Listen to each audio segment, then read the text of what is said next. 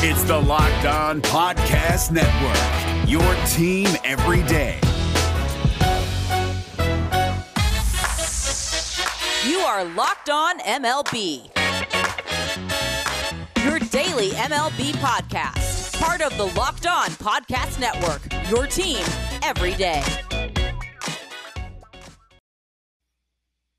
Hello, baseball fans, and welcome to Locked On MLB, part of the Locked On Podcast Network, where it's your team every day.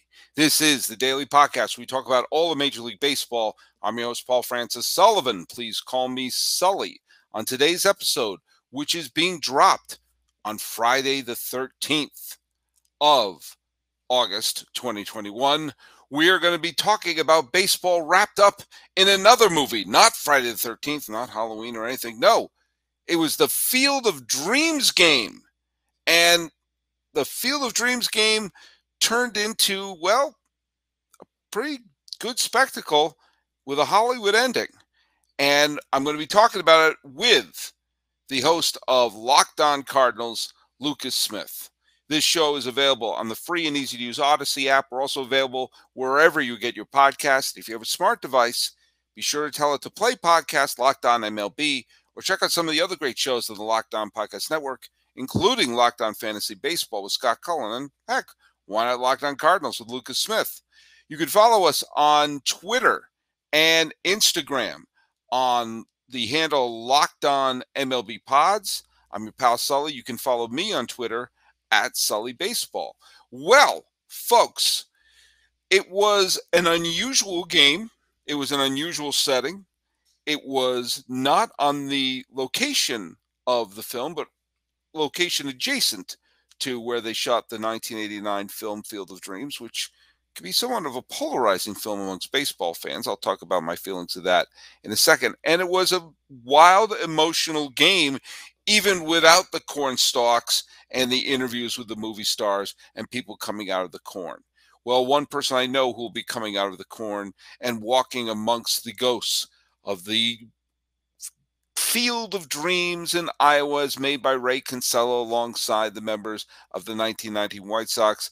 Let's just bring him right aboard. Friend of the podcast, it's Lucas Smith of Locked On Cardinals. How you doing, buddy?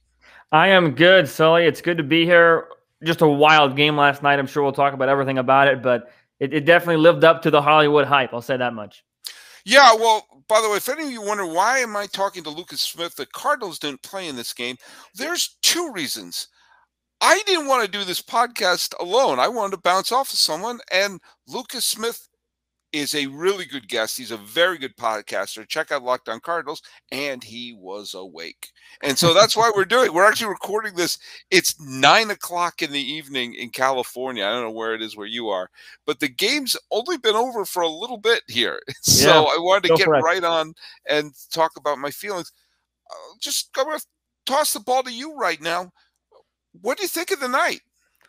I thought it was fantastic. I thought that the field was very well prepared. The atmosphere was great. You know, even though we've had fans at baseball parks the entire year, unlike last year, there hasn't really been a game like that where everybody was into it. It was a great. I love the outfield of just corn. That was incredible. The intro when Kevin Costner came out in the field, then the rest of the baseball players came out.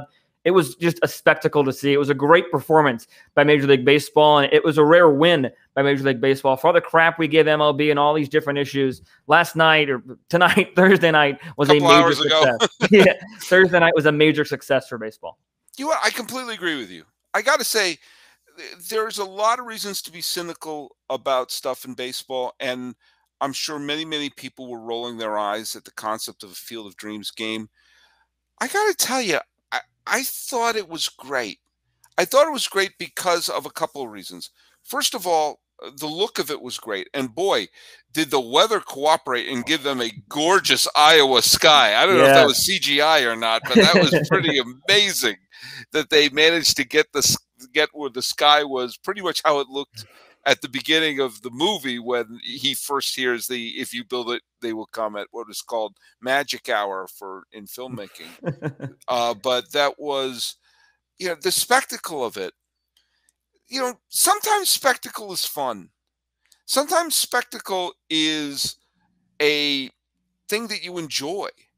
And if you have Costner coming out of the cornfield, is there? You saw the set. At first, I was disappointed they weren't playing on the actual set. Right. I thought that's what they were going to do, and I kind of thought that was a letdown. But then when I saw what they did, is that the set was over there, and they could do those amazing drone shots. So here it is, and they built this little makeshift ballpark next to it.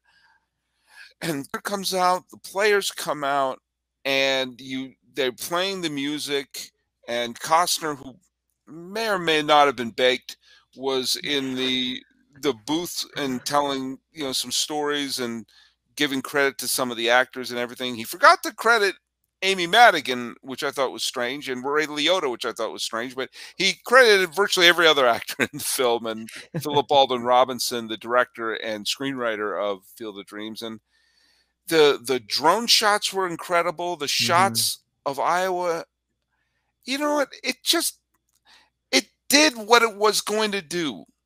There was nothing cynical about it. And I'm sure there's a lot of cynical things you could say about it, but it was a very good spectacle. Without a doubt. And you mentioned, I think it almost ended up being a positive that the original field was just adjacent to, like you mentioned, because I saw tweets saying that that fans were there playing catch. Yeah. A couple of minutes ago, as we're recording this, still there enjoying the time. Have you ever been to the Field of Dreams? No, I've never been to Iowa. Well, I've been there. Went there in my 8th grade summer trip. Went there, and it blows my mind how they picked that for a set of a movie, because you're driving just through regular old cornfields, and then bam, a baseball field, a barn, and the gift shop they've got there, whatever. It truly is. It comes out of nowhere. It's a magical place. I think that, I'm sure we'll get to our opinions of the movie throughout the podcast, but baseball is such a magical sport and brings up so many great feelings. And Field of Dreams, that moment that when the players came out in the corn, just everything about it was just perfect. And the two teams were perfect. I love the throwback jerseys they had on there. The game itself would have been dramatic without all the extra stuff going on.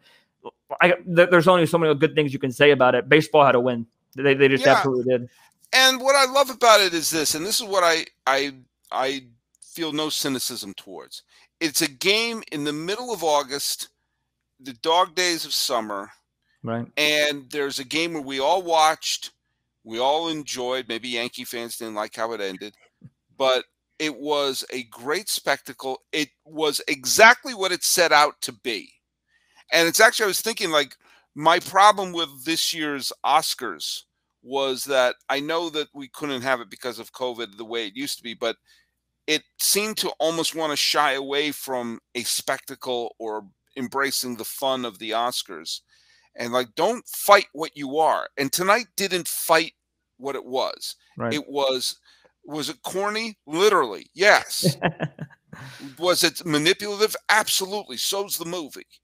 But there's something fun about a game between the White Sox and Yankees, which it has pennant implications now, but normally people weren't paid attention to a Yankee-White Sox game in the middle of August.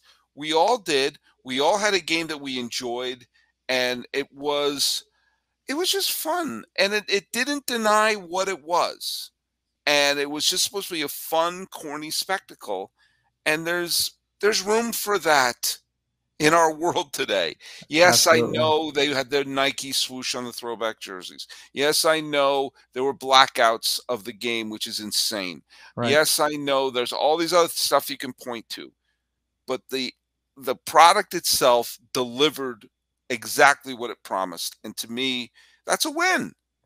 It's an absolutely win. I mean, it was literally a Hollywood script of sorts. Of a team comes back in the top of the 9th after being down, and the walk-off happens, and it was literally probably one of the best games of the year. You take away the Field of Dreams aspect of it, still it probably cracks up to be one of the top 10 baseball games of this season. Like you mentioned, had pennant-winning atmosphere to it. All in all, just a wonderful night, and I really enjoyed watching it. I enjoyed kind of stepping back into that moment of being on the Field of Dreams when I was 11 or 12 or 13 years old at the time, and just being, even today, feeling like a little kid at a baseball field, because that's what baseball is meant to do. It's meant to bring joy, and tonight, in my opinion, brought joy to the baseball world. Right, and anyone who has a problem with that can kick rocks. There's what 14 more games played tomorrow, so just relax. But there's a couple other things I want to just cover. First of all, Fox couldn't ask for a better game because you got to highlight the Yankee stars, but you also got to shine a spotlight on the Chicago White Sox, who are a fun team, who are an exciting team filled with dynamic young players like Tim Anderson, who became the big hero, of course, perfectly mic'd him up. Jose Abreu, Eloy Jimenez, all these people who are just dynamic, exciting players. And you saw who was probably eventually going to be the AL Cy Young Award winner in Lynn, who didn't have a great game today. And you saw their bullpen, which was, lights out until Hendricks at the end. But you got to see Hendricks be this fun personality in the bullpen.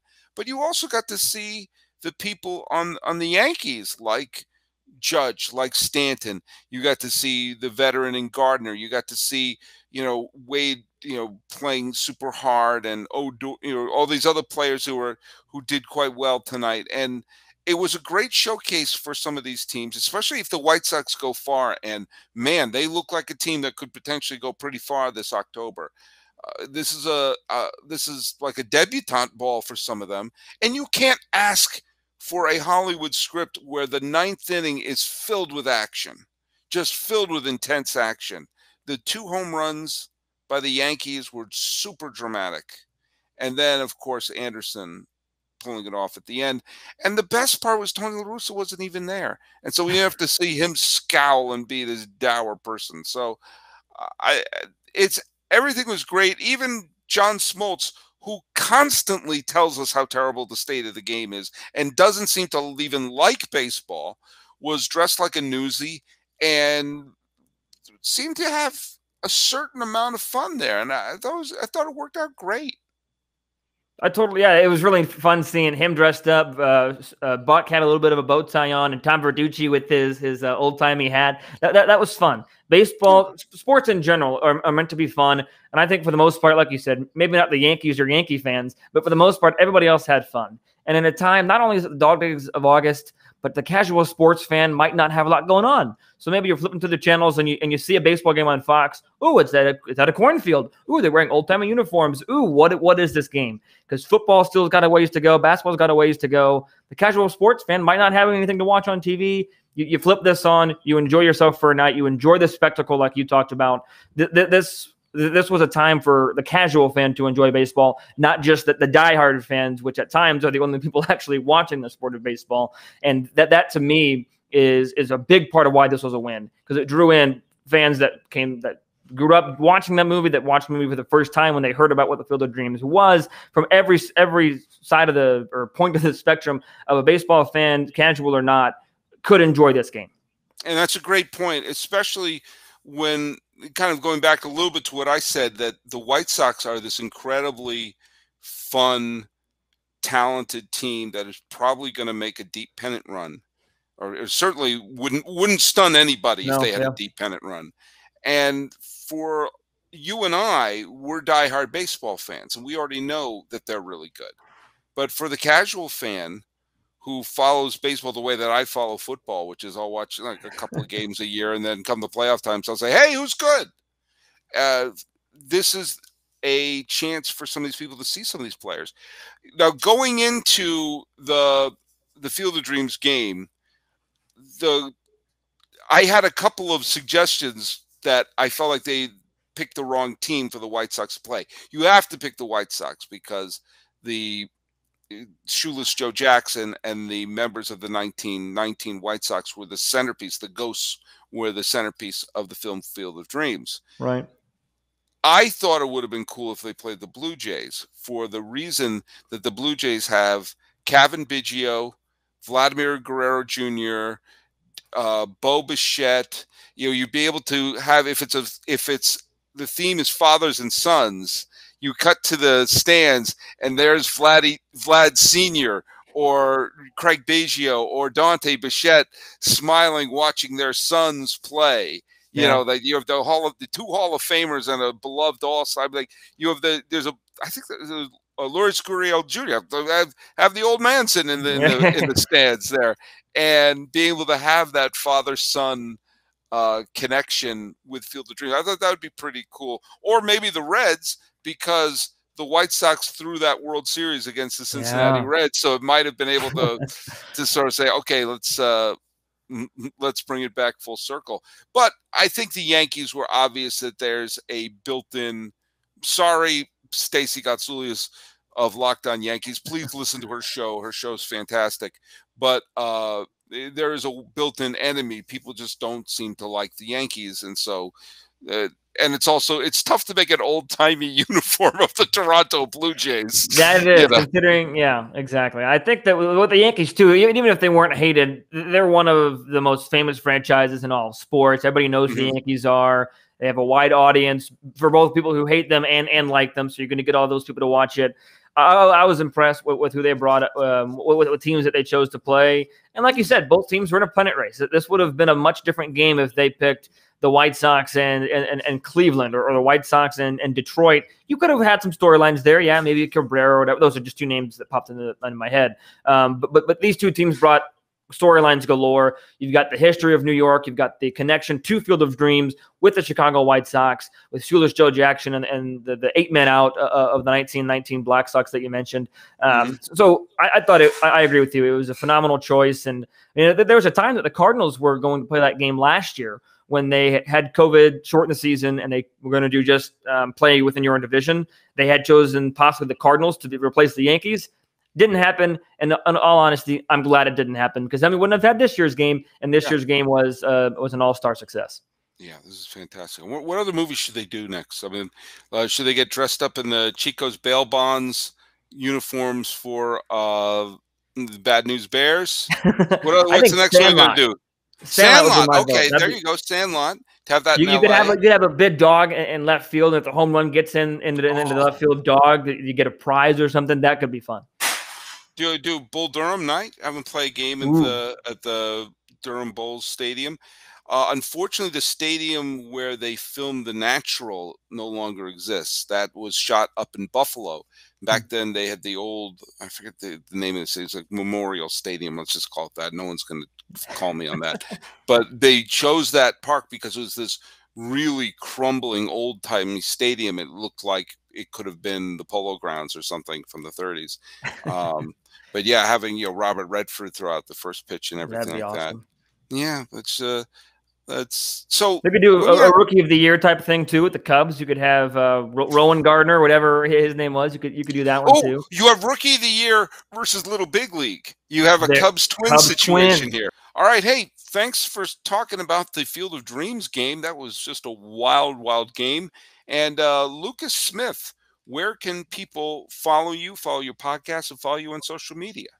Absolutely. It was indeed a Hollywood ending for the Chicago White Sox in the Field of Dreams game. They can follow me on Twitter at LJ Fastball. They can follow the show on Twitter and Instagram at LO_Cardinals. Email the show at lockedoncards@gmail.com. Find the podcast wherever you get your podcast, as well as debuting on YouTube Friday. So be sure to subscribe to the show there as well. Well, I can't wait to see you make your video debut. You can follow us on Twitter at LockedOnMLBPods. Same handle for Instagram. If you want to follow me on Twitter, I'm at Sully Baseball Podcast on Instagram. Talking about the wild Field of Dreams game with Lucas Smith of Locked On Cardinals. This has been Locked On MLB. I'm your host, Paul Francis Sullivan. Please call me Sully. It's the Locked On Podcast Network, your team every day.